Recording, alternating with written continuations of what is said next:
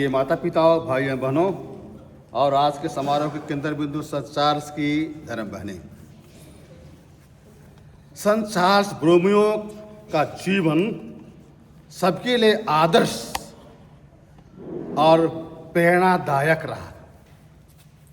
उसका जीवन संसार सुखों को त्याग कर दूसरों की सेवा में केंद्रित था।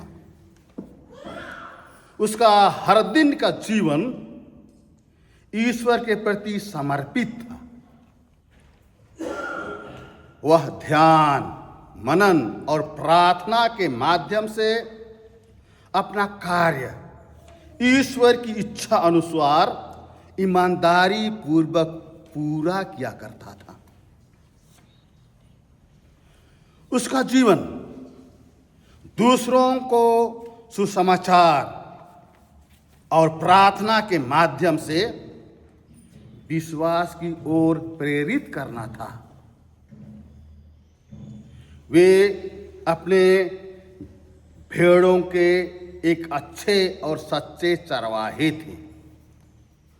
जिस तरह हमने आज के पहले पाठ नबी एजेकियल के ग्रंथ अध्याय 34, 11 और 16 में सुना, और सुसमाचार में संत यूहन्ना भी अपने सुसमाचार में यही बतलाते हैं कि मैं घड़ा गड़ेरिया हूँ, और भले गड़ेरे के बारे की विशेषता को उन्होंने बतलाया। आज के संत त्याग और सेवा में ईश्वर से जुड़े रहने का मूल मंत्र बना रखा था अपने जीवन के लिए, और वह मूल मंत्र था प्रार्थना और ध्यान, प्रार्थना और मनन चिंतन, मेडिटेशन एंड प्रेयर। आइए कुछ देर प्रार्थना पर और ध्यान पर चिंतन करें। मनुष्य एक सामाजिक प्राणी है। वह एक दूसरे से जुड़ा रहना पसंद करता है, और आधुनिक समय में एक दूसरे से जुड़े रहने का माध्यम क्या है? आधुनिक समय में एक दूसरे से जुड़े रहने का साधन क्या है? सोशल मीडिया में मोबाइल। अगर थोड़े समय के लिए मोबाइल खो जाए तो हमें बेचैनी होने लगती है, और कहीं पर मोबाइल का टावर ना पकड़े तो हम परेशान हो जाते हैं। कहाँ चढ़ते हैं टावर ढूंढने के लिए? टेरेस के ऊपर, कभी के पेड़ के ऊपर, है कि नहीं? ये है। और अगर वो रिचार्ज नहीं हो पाया है तो हम क्या करते हैं? उसको रिचार्ज करने की तुरंत व्यवस्था करते हैं, तुरंत व्यवस्था करते हैं। प्रिय माता पिता भाई बहनों, ये दिखाता है कि हम एक दूसरे से जुड़े रहना चाहते हैं, एक दूसरे से मिले रहना चाहते हैं। ईश्वर सृष्टि के आरंभ से ही मानव के साथ जुड़े रहना चाहता था। सृष्टि के प्रारंभ से ही मानव के संपर्क में रहना चाहता था, लेकिन मानव शुरू से ही ईश्वर से दूर भागना चाहता था, शुरू से ईश्वर से छिपना चाहता था। लेकिन ईश्वर मानव के साथ जुड़े रहने के लिए, उसके संपर्क में रहने के लिए उसी समय सबसे पहले मोबाइल का आविष्कार किया था। सबसे पहले मोबाइल का आविष्कार किया था, जिसका टावर सब जगह पकड़ता है और वह हमेशा चार्ज रहता है, और उसकी बैटरी कभी डिस्चार्ज नहीं होती है। और वह उपकरण है, वह साधन है, क्या है? प्रार्थना। प्रार्थना ईश्वर से जुड़े रहने का माध्यम मात्र नहीं है। प्रार्थना उसमें बने रहने का साधन मात्र नहीं है, लेकिन यह हर बुराई के संग्राम में दुश्मन से लड़ने का बलशाली हथियार है। बैरी से लड़ने का सबसे शक्तिशाली साधन है। प्रार्थना शैतान से लड़ने का ताकतवर औजार है, जिसे ईश्वर ने हम मानव को आध्यात्मिक और भौतिक युद्ध से लड़ने के लिए दिया है। प्रार्थना बहुत शक्तिशाली है, बहुत ताकतवर है, बहुत बलशाली है। इसे हम सामुएल के पहले ग्रंथ अध्याय 17 पद संख्या 40 में पाते हैं, जहां इस्राएलियों के भी लड़ने के लिए गोलियत आता है और उसके विशाल काय देखकर इस्राएली डर जाते हैं, लेकिन दाऊद छोटा बालक उससे लड़ने के लिए तैयार हो जाता है। वह यहोवा ईश्वर का नाम लेता है और सिर झुक करके ईश्वर का नाम लेकर के ठेलवास पकड़कर, एक थैली पकड़कर और डंडा पकड़कर क्या चुनता है? कितने पत्थर चुनता है? 5 पत्थर चुन लेता है। सोचता है एक अगर चुक जाए तो दूसरा तो लगेगा, दूसरा चुक तो तीसरा लगेगा, है कि नहीं? सोचा था। तब उसको देखकर गोलियत कहता है,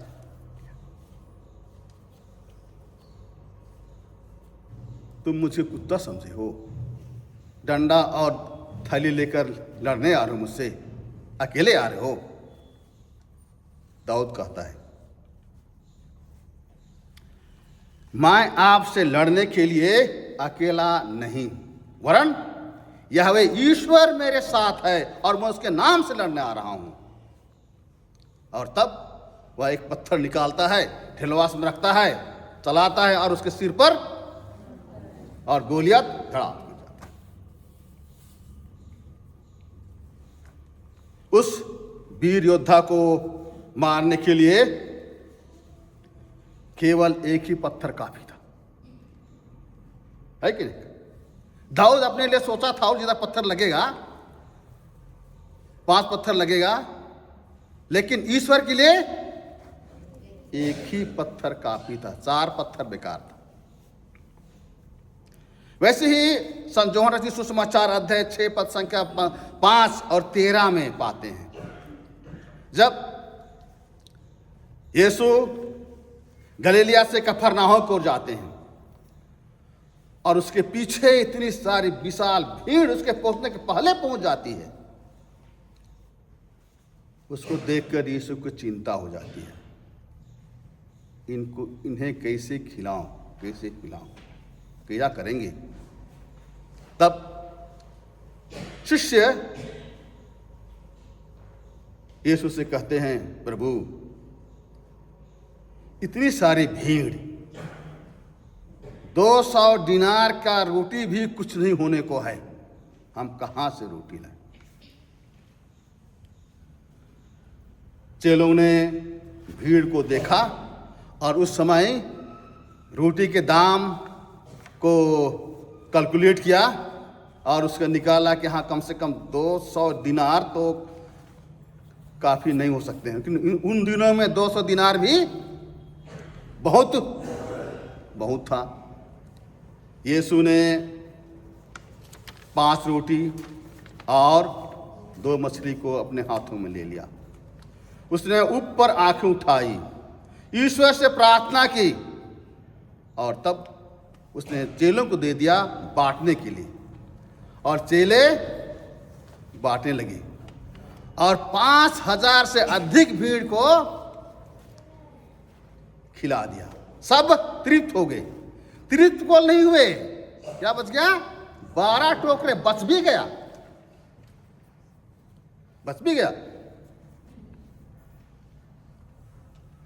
फिर ऐसे ही प्रार्थना की चमत्कार और ईश्वर की सामर्थ्य के बारे में हम राजाओं के पहला ग्रंथ अध्याय 17 पद संख्या 7 से 16 में पाते हैं, जहां सरेप्ता की विधवा के बारे में बतलाया गया है। उस वर्ष इस्राएल में 7 वर्ष तक सूखा पड़ा था, वृष्टि नहीं हुई थी, सब सूख करके नष्ट हो गए थे। उस विधवा के पास उनका एक बेटा था और उनके पास केवल एक मुट्ठी आटा बचा है और थोड़ा सा तेल बचा है। ऐसे समय में नबी एलिय्याह भी आ जाते हैं और पानी की मांग करते हैं, रोटी की मांग करते हैं। तब सरेप्ता की वह विधवा तंगी में रहकर भी उस नबी को खिलाया पिलाया, और ऐसा हुआ कि पूरे 7 साल तक उसके कुप्पी का आटा कम नहीं हुआ और तेल नहीं।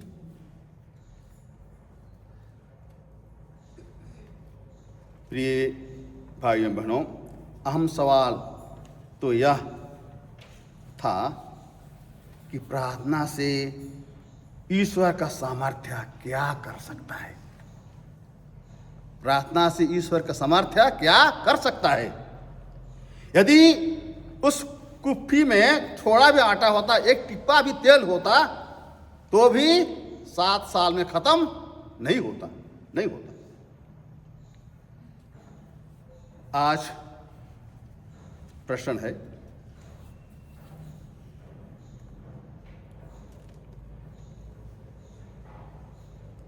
आपके पास, जब हम कुछ करने जाते हैं तब बोलते हैं आपके पास क्या है, आपके पास कितना है कि नहीं।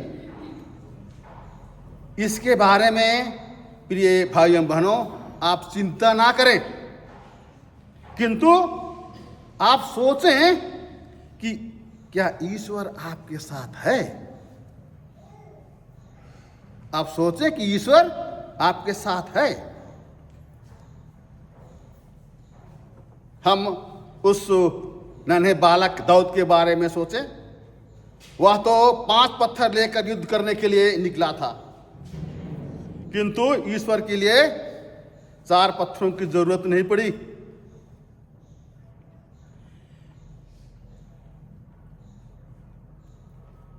वैसे ही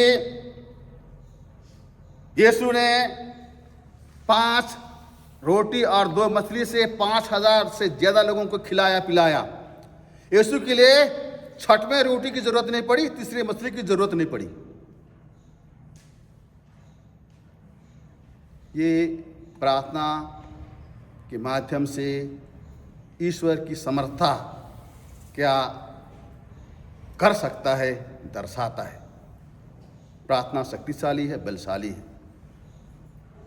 हम जो भी कार्य करें और प्रार्थना के साथ ईश्वर को अर्पित करें, और जब ईश्वर हमारे साथ है, समझिए कि हो जाएगा। आज संत चार्ल्स बोरोमियो ने अपने अदम्य साहस, अपने जीवन से, अपने उदाहरण से बहुत सकारात्मक और रचनात्मक काम किए। उसने समाज में बहुत सारे सुधार के कार्य किए हैं। मानव समाज में अच्छे एवं रचनात्मक और सकारात्मक काम किए हैं। धैर्य और लगन से प्लेग के समय, महामारी के समय लोगों की सेवा की। भूखे, गरीब और बीमारियों की देख रेख की। वह गरीबों की सेवा के लिए उधार भी लिया। आज बहुधा कुछ सेवा करने के लिए जब हम तैयार होते हैं तो पूछा जाता है कि आपके पास क्या है, कितना है, होगा कि नहीं होगा, क्या है। प्रिय भाइयों बहनों, संत चार्ल्स के समान हमें भी चिंता नहीं करनी चाहिए। कि हमारे पास क्या है, कितना है, किंतु हमें चिंता करनी चाहिए कि क्या यीशु हमारे साथ है। हमें सोचनी चाहिए कि क्या यीशु हमारे साथ है। और अगर यीशु हमारे साथ है, ईश्वर हमारे साथ है, तो सब है, सब कुछ पूरा होगा। पूरा करने वाला हम नहीं है, कौन है? ईश्वर का सामर्थ्य। आइए आज हम प्रार्थना करें। संचार ब्रोमियो हम प्रत्येक के लिए अपनी कृपा दे, आशीर्वाद दे कि हम भी उसी के समान ईश्वर पर भरोसा रखकर, उससे प्रार्थना में जुड़े रहकर अपने दैनिक जीवन के प्रत्येक परिवर्तन काम को पूरा करें। ईश्वर हमें आशीर्वाद प्रदान करे। कुछ का चिन्ह पिता और पुत्र आत्मा के नाम पर।